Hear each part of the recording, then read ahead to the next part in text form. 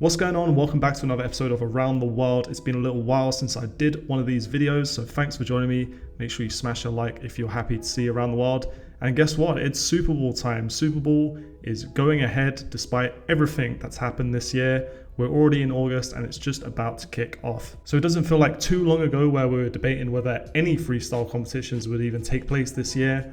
And now we're going ahead with Super Bowl. Easily the biggest and most exciting competition if you are a freestyler, but of course it's going to be different this year.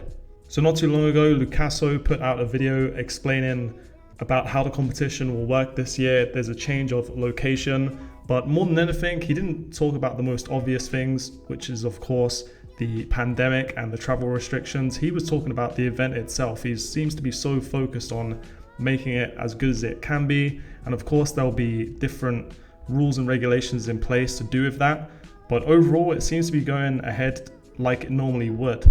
So we're only a few days from the competition kicking off, and the least surprising thing about it is the amount of freestylers that are actually signed up and registered. So the registration is closed, and in total there are only 58 freestylers signed up to compete, and that includes males and females. So of course this is a very small number for a competition such as Super Bowl, but with everything that's happened, it's not surprising in the least. And I think above all, there's still travel restrictions with some countries.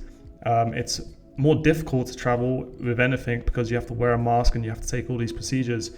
But above everything else, I think the money situation is the reason why a lot of freestylers won't go this year, because Super Bowl can be an expensive trip depending on your lifestyle and where you are. And with everything that's happened, it might not be the wisest thing to do. But nonetheless, big respect to Lucasso for pulling this off, and huge respect to everyone who's going out there to compete. I'm really looking forward to seeing all of the battles and seeing how it will pan out. So of course there are a lot of big freestylers missing from the lineup, and most notably are the Fagurley brothers, and they post on Instagram saying that they'll not be traveling because they think it's best to stay at home, and they're going to continue to train and look forward to competing when things are a bit more back to normal. So that's a shame, but on the positive side, with all the freestylers in this list, a lot of freestylers have a great chance to really make a name for themselves and really make the competition different and exciting. And I'm looking forward to seeing who's going to really take that opportunity. So it's going to be interesting to see, and good luck to everyone who's going. Make sure you're following up the official Instagram page of Super Bowl because they're posting up all the announcements there. They've announced the judges recently, with Gautier being the head judge. They've actually put together a really good panel of judges, so fair play to all of those guys who are going out to judge as well. So Super Bowl is not the only big competition happening this year. Red Bull Street Style has started a little while ago, and we're now into the second stage. This is the first ever and hopefully only online Red Bull Street Style, and we're into the musicality round. So hundreds of freestylers entered this, and it's been whittled down, but there's still a lot of freestylers left in it. And in this round, they need to do musicality. So they need to pick a song from the list that is provided and show off within 30 seconds their best musicality. So as soon as this stage was announced, there was a lot of jokes about Japanese freestylers because obviously they're best known for their musicality. It's really important and it stands out in their competitions. But if you take a look at the list of all of the freestylers from Japan that are through to this round, there is a lot of them. There must be about 40 freestylers here, and a lot of them will probably go through to the next round. So with the way this competition is set up, you could be looking at a Japanese world champion, but also as well, there's a lot of French freestylers in there as well. And it's interesting to see how this is going to play out, because I really like the way that they've done this. It's not just a standard round 1, round 2, round 3, round 4 type of competition. There's a twist with each round. They thought about it carefully, and it's going to be exciting to see how it goes when it gets to the live event. This is all going to tie up in November with a live competition, with live battles online, and I'm looking forward to seeing how it goes. So fair play to everyone who's competed in this. If you look at the list is basically endless. So many freestylers gave this a try. So well done to everyone. It's pretty crazy when you compare it to the Super Bowl list. Of course, this is much easier and much more suitable. And a lot of people disrespected this idea and said it wasn't good, it's not a real competition. But if you just take a look at the amount of people that are in this, it's definitely a legitimate competition. It's definitely been a good idea, and it's been pulled off very well. So respect to everyone who's involved in this. So even though 2020 was a year where freestyle was put on hold, it was also a time where a lot of new freestylers came to the sport, and also a lot of old legends returned as well. And recently, a legend that I never thought I'd see again, freestyle to be honest, was Emmanuel from Italy. His Instagram page has been shared around recently, and it's really interesting to look at. So if you don't know who this guy is, Emmanuel was a freestyler who was one of the best lower freestylers in the world. He has his own no touch named after himself, which became really popular.